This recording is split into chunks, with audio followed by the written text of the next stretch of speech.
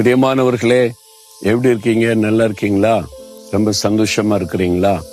இந்த இடம் பார்த்த ஒரு அமைதியா காட்டு பகுதி மாதிரி தெரியுதுன்னு பாக்குறீங்களா? இது ஒரு மலைப்பகுதி. மலேசியாவில் பெனாங்கின்னு ஒரு பகுதி இருக்குல்ல, இதுல ஒரு தீவு, அதாவது கடலுக்கு நடுவில் ஒரு தீவு இருக்கிறது.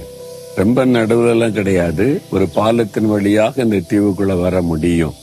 இந்த மலைப்பகுதி பார்க்க ரொம்ப அழகா இருக்கும், ரொம்ப பிளசண்டா இருக்கும், அமைதியா இருக்கும். ஒரு அமைதியா சமாதானமா இருக்கிறதுக்கு நல்லா இருக்கும். இங்கெல்லாம் அங்கங்கிருந்து உட்கார்றதுக்கெல்லாம் இட வசதி செஞ்சிருக்கிறாங்க.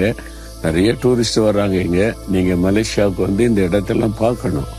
ஆண்டவருடைய அழகான சிருஷ்டிப்புகளை நீங்க பார்க்கணும். சரி, இன்னைக்கு ஒரு வேத வசனம் 2 தெசலோனிக்கேயர் 3:16 வசனம். சமாதானத்தின் கர்த்தர் தாமே எப்பொழுதும் சகல விதத்திலும் உங்களுக்கு சமாதானத்தை தந்தருளுவாராக. நம்முடைய தேவனுக்கு ஒரு பெயர் சமாதானத்தின் தேவன், காட் ஆஃப் பீஸ்.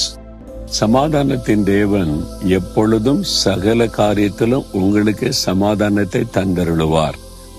உங்களுடைய சமாதானம் பாதிக்கப்பட்டிருக்குது, அதனாலதான் ஆண்டவர் பேசுறாரு. அதாவது எல்லா காரியத்திலும் சமாதானம் இருக்கணும், சகல காரியத்திலும். சிலருக்கு வீட்டுக்குள்ள நல்ல சமாதானம் இருக்கும், வேலைக்கு போனா அவ்வளவுதான் சமாதானம் பாதிக்கப்பட்டுரும், ஒரே பிரச்சனை. சிலருக்கு பிசினஸ்க்கு போனா அவ்வளவுதான், ஒரே சமாதான பாதிப்பு உண்டாயிரும். சிலருக்கு ஆபீஸ்ல ரொம்ப சமாதானமா நிம்மதியா வேலை செய்வாங்க, வீட்டுக்கு ஏடா வர்றோம் அப்படின்னு இருக்கும், சமாதானம் பாதிக்கப்படுது. ஆளுக்கு ஒரு பிரச்சனை சொல்றாங்க, வீட்டுக்குள்ள சமாதானம் பாதிக்கப்படுது.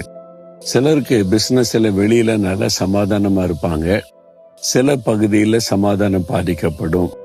ஊழியத்துக்கு போனா நல்ல நிம்மதியா இருக்க, சமாதானமா இருக்கு, வீட்டுக்குள்ள வந்த உடனே குழப்பம்தான், சண்டை தான், முறுமுறுப்பு தான், சமாதானமே இல்லை. சிலருக்கு வீட்டுக்குள்ள நல்ல நிம்மதியா சமாதானமா இருக்கு, ஊழியத்துக்கு போனாலே அங்க பிரச்சனை, ஆட்கள் ஆளுக்கொண்டு சொல்றாங்க, இந்த மாதிரி. அப்ப எங்கோ ஏதோ ஒரு பகுதியில சமாதானம் பாதிக்கப்படுது. நீங்க அப்படிப்பட்ட சூழ்நிலையில தானே இருக்கிறீங்க. உங்களுடைய தேவையை நினைச்சா சமாதானம் பாதிக்கப்படுது, இந்த பக்கம் கடன் பாரத்தை நினைச்சா சமாதானம் பாதிக்கப்படுது, சரீரத்தை நினைச்சா ஒரு பலவீனம், சமாதானம் பாதிக்கப்படுது.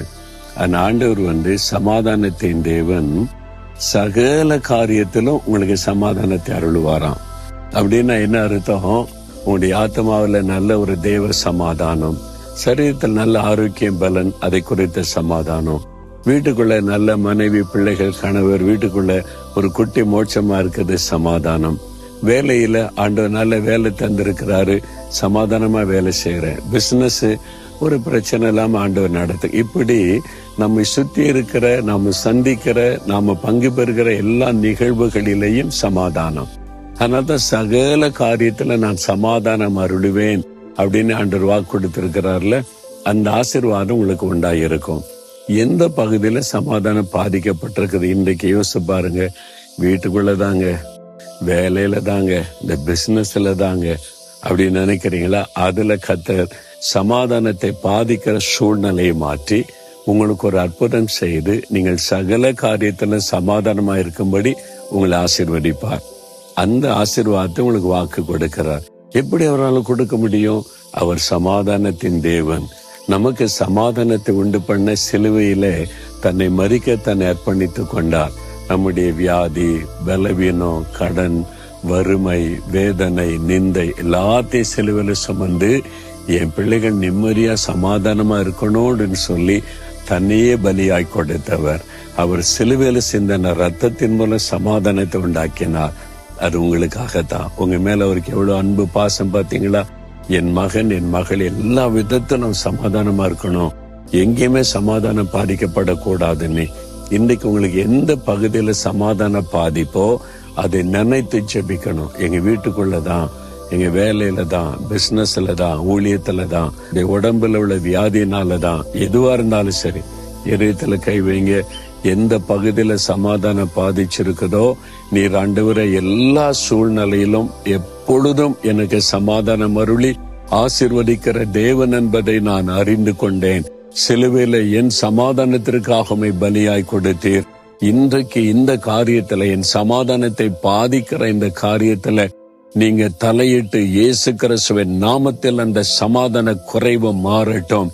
பரிபூரண சமாதானம், சகல காரியத்துல சமாதானம் இன்றைக்கே என் வாழ்க்கையில உண்டாகணும். இயேசுவின் நாமத்தில் ஆமேன், ஆமேன்.